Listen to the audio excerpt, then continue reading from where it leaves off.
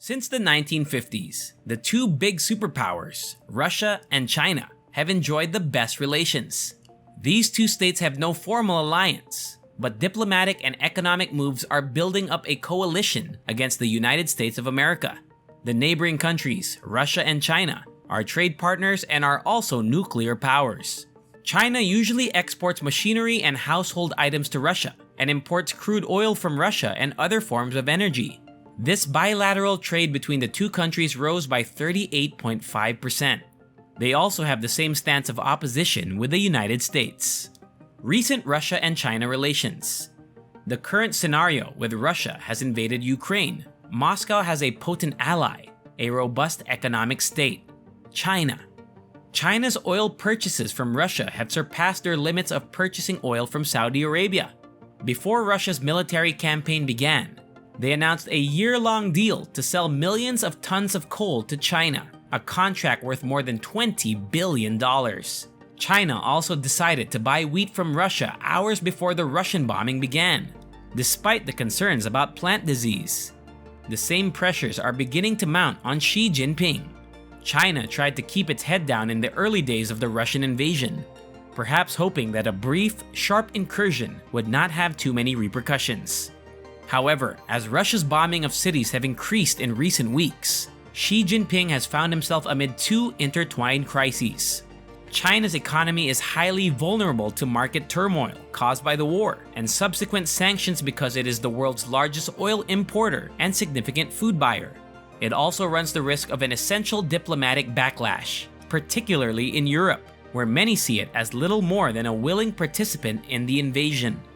Enjoying the video so far? Please remember to like, share, and subscribe for more informative content. Also, let us know in the comment section any other topics you would like us to cover. Thanks! No Limits Partnership. A few weeks ago, Xi Jinping and Russian President Vladimir Putin signed a No Limits Partnership in Beijing. Some of the politicians of the United States, Europe, and Australia have described Beijing as the eastern anchor of the authoritarian Xi Jinping stretching around the Eurasian continent. One US official described it as the coming out party for their growing allegiance. According to China's president, the Sino-Russian relationship is stronger than an alliance, according to China's president. But as Putin conducts a bloody and poorly executed invasion of Ukraine, which has tainted Beijing by association, that close relationship is coming at a much higher cost than China ever imagined. Although China has discussed playing a mediating role in the war, minor signs appear on reconsidering their relations with Russia. The pressure on Chinese leaders seems to be increasing because of the war. Economic challenges for Xi Jinping. Putin's war has thrown even more economic challenges at Xi Jinping, at a time when the Chinese government is already struggling to meet its lowest annual economic growth target in 3 decades. The Western world has been outraged by Russia's invasion of the entire country, prompting a more coordinated response in sanctions and sharp price increases in a wide range of energy and agricultural commodities, many of which China imports in large quantities.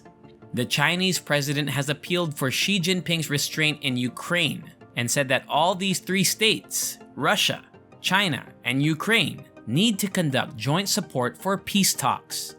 He further added that Western sanctions are exacerbating the commodity price rises. These sanctions will affect the stability of the global financial arena, energy costs, transportation, and supply chains. It will further dampen the global economy that the pandemic has already ravaged. China is one of the largest economies in the world, and it is one of the most vulnerable to the war's consequences. As the world's largest importer of oil, it has seen crude prices, which were already high, rise by 27% since the conflict began, while Chinese iron ore contracts rose by 25% in the first 10 days. China's energy and resource demands are massive. Its crude oil and natural gas imports totaled 2 trillion renminbi, which is $316 billion, last year alone. And it spent around 1.2 trillion renminbi on iron ore imports. The world's second largest economy imports about 70% of its oil and 40% of its gas. This also has an impact on the prices of food. Wheat and corn prices are also at a record high and make food security. President Xi Jinping said we should not rely on the international market for food problems. He also noted that Chinese bowls must be filled mainly with Chinese food. This fallout has not only been limited to the economy. Xi Jinping says significant geopolitical risks are expected to begin an unprecedented third term while the Chinese Communist Party Congress convenes in October or November. 2 years ago, Xi Jinping was confronted with difficult questions about what he knew about the coronavirus pandemic in its early stages.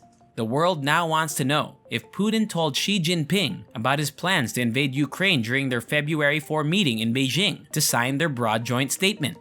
The European outrage over the war could be dangerous for Beijing, while China's geopolitical rivalry with the United States has heated up in recent years. It has worked hard to prevent Europe from aligning with Washington. It has achieved this in part by luring German and other foreign companies into its market, and in part by employing a divide and rule strategy. However, the Russian invasion has brought the US and the EU closer together in ways that seemed impossible during Donald Trump's presidency. Since taking office, Joe Biden has ignored Beijing's demands to reverse Trump's tariffs and technology restrictions. He has maintained a tough stance towards China while rebuilding Western alliances and developing a new security architecture, such as the AUKUS Pact, which will provide Australia with submarine nuclear propulsion technology. In broader terms of geopolitical strategy, China needs Russia. We cannot say that we support Russia, but we sympathize with Russia. If the West successfully cripples Russia, China could be the next, stated Sima Nan, an influential nationalist in Beijing. What do you have to say about that? Please share your thoughts in the comments section, and don't forget to give this video a thumbs up. If you don't want to miss our newest uploads, hit the subscribe button and press the bell icon to stay connected. Thanks for watching.